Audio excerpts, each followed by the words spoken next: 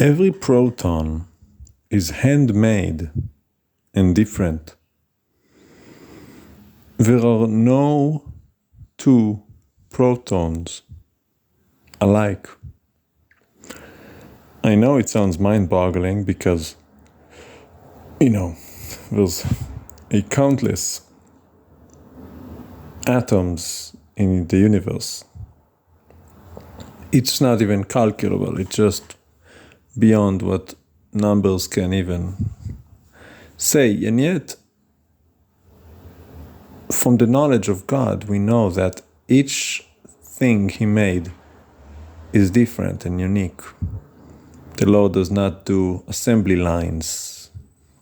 He does not repeat the same thing twice. So if you ever wonder why is everything different, well, because everything is different. No two humans are alike, no two trees are alike, no two ants are alike, no two flies are alike. They might be extremely similar to the point that we as humans cannot discern the difference between them, but they are. See, they found out that every snowflake is unique. They look the same to me, but when you have the eyes to see and the proper equipment, then now you realize, wow, each snowflake is unique. We don't have the proper tools to discern the uniqueness of each subatomic particle, but guaranteed they are different. Look at identical twins that are born. They have the same genetic code, but they are different. They're not the same. Similar, but not the same. And you have to remember that. In a universe that is so diverse, where nothing and no one is the same, you have to continually be on your toes and remember that people are different. We all have different needs. We act in a different way. Stephen walks with a lot of people and he always tells me how no two walks are the same. Each person he walks with is a different kind of walk, according to their spirit. When you teach people, it's not the same teaching. Now, when we're doing general messages like this one, you can have 70,000 people listen to the same message, and that's fine. But for the actual one-on-one mentorship, the real stuff, the life stuff, the coaching, the mentorship, the discipleship, that's unique. Every man is different. Not gonna raise up one child in the same one we raise up another. This one needs more love and attention physically. This one needs more space. That one needs to be told they're pretty. This one needs more physical touch, right? We all know about the 5 love languages, but there's so much more to it.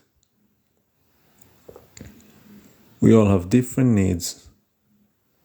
We come from different places, different journeys, different trauma, different drama, different luggage, different baggage, different hopes, different goals, different dreams. But here's the common denominator. We all belong to God. He is one and He made us and everything around us and everything through us and inside of us. So we all share that. We all have that in common. And that's enough to bring us all together and worship our Maker. With our different personalities, different likes and interests, different hobbies, different whatever. We all are created by the same King, the same God, the same Lord.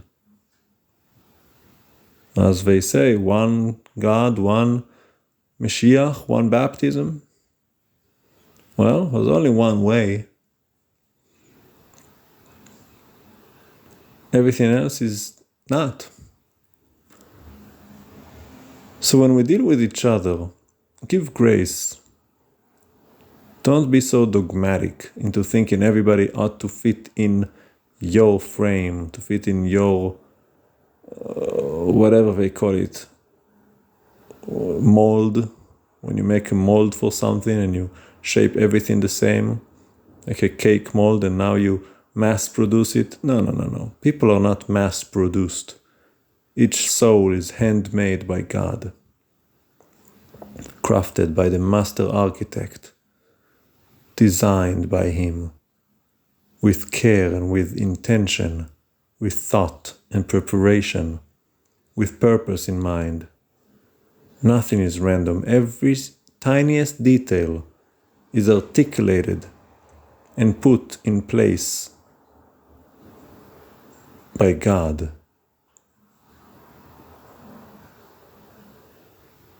That is just mind-boggling, isn't it? But God is beyond, just beyond. There's no words to even describe how great He is. Especially not something that a tiny human can speak. We cannot say, we cannot think it. It's beyond our wildest imagination how great God is. We're just specks of dust. What do we know? He is the Lord of all, Eternal One. He created the universe.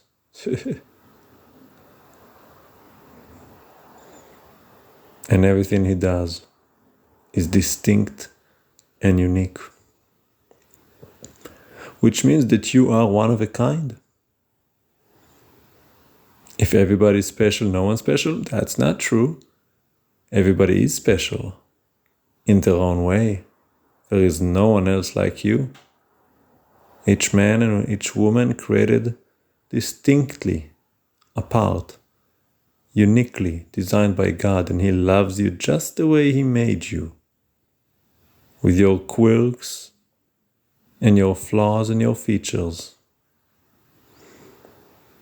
Sure, the character flaws are meant to be polished,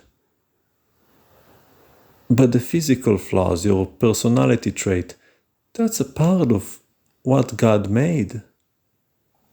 He wanted you to look like that. That's how He imagined you. That's why He brought your two parents together to make you. There are accidental parents, but there are no accidental children, as they say. Two people come together, oops, have a baby. Well, they might have made an accident, but you're not an accident. You were designed by God. They just didn't know it. The Lord already planned it. He already knew what they were going to do before the universe began. And He already ordained your life to be born and to hear this message today, to remind you of that, so that you give Him the glory and put your hope in the King, in the Master, the craftsman, the one who formed you out of the dust. Put your trust in Him. He knows what He's doing. You will not be put to shame if you follow His instruction and live according to His righteous way. Hallelujah.